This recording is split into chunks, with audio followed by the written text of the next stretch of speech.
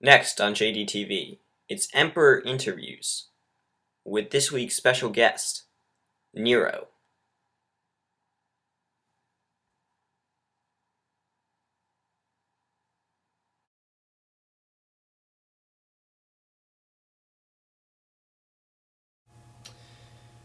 We've gathered much information about the Roman emperors, but this is mostly based on archaeology and a few written records.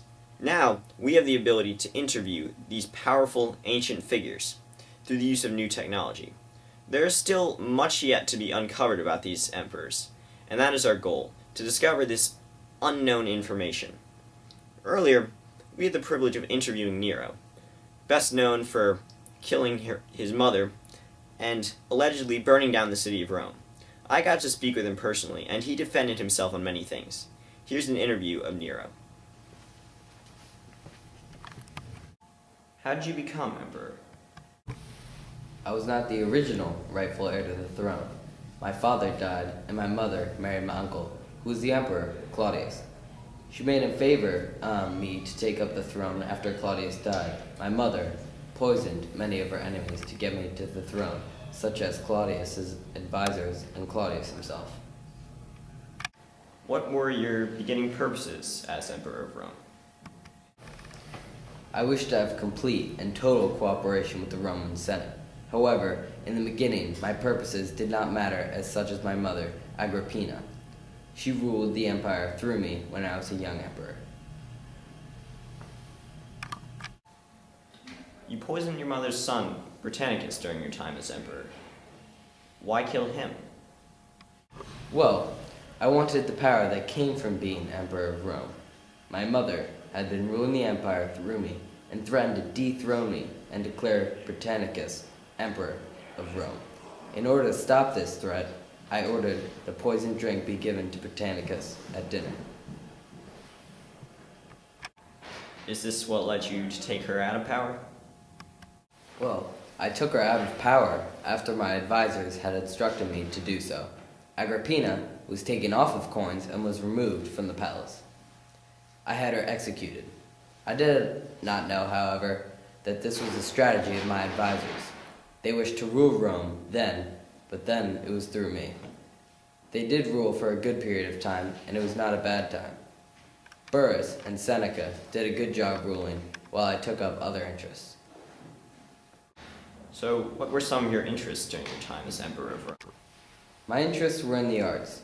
I loved to sing and dance and spent much time as an emperor doing it. I played in many palaces, including Naples. I learned how to play the lyre and ate only food that could help my singing voice. What did the people think about your interests? How do you think their opinions affected your rule? They felt as if my interests were disgracing Rome. My rule was affected by the people's opinion because they felt as if I was not fit to rule.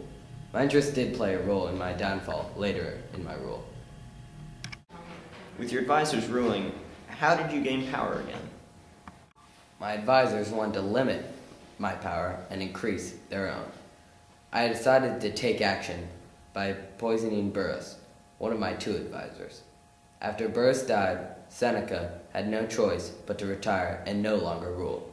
After they were dead, my rule was mine again.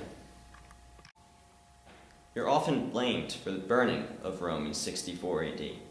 What is your defense on this matter? I'm innocent of this foolish accusation. During the time that Rome was burned down, I was in my villa 5 miles outside of Rome. It was the Christians who were to blame for this. They eat their own children. How could they not be to blame? Is it true then that you fiddled while Rome burned? That's also not true. During and after the fire, I opened up my home and gardens as a temporary shelter. Not only that, but I also brought more food in and fed those refugees. And I also lowered the price on corn. What led to your downfall? My deeds caused my downfall. Among the most prominent were the executions of my mother and my wife. After Rome was burned down, I built a magnificent palace that covered both the Esquiline and Palatine hills. Inside this palace was a structure of me, 120 feet tall, dining rooms made of ivory ceilings, and even a small pond. Although most hated the Christians, they still found my treatment of them unjust. Many people joined the revolt to kill me, and the Senate declared me an enemy of the state. So I took my own life. Previous to that, I stated, "What an artist the world is losing." Your time as emperor seems to be filled with negative effects on the Roman Empire and those living in it. What were the positive impacts of your rule? My reign was one filled with overall peace. No revolt that occurred ever resulted in the shrinking of Rome or its territories. I defeated the rebellion led by the British Queen Boudica, which was a possible threat to the empire and the citizens of Rome. I successfully averted a war with the Armenians through a peace treaty. After Rome was burned down, it was I who successfully rebuilt the city of Rome.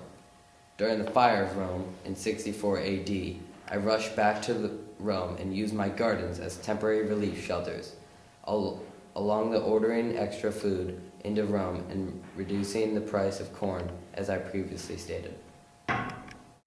Do you think that the Roman people had just cause to kill you? After looking back, the Roman people did have just cause to kill me. My rule was filled with executions and accusations. The executions were on faulty evidence that did not prove that the citizens executed were fighting against me. I myself was accused for the burning of Rome. Although I am not to blame for this, many believe that I was.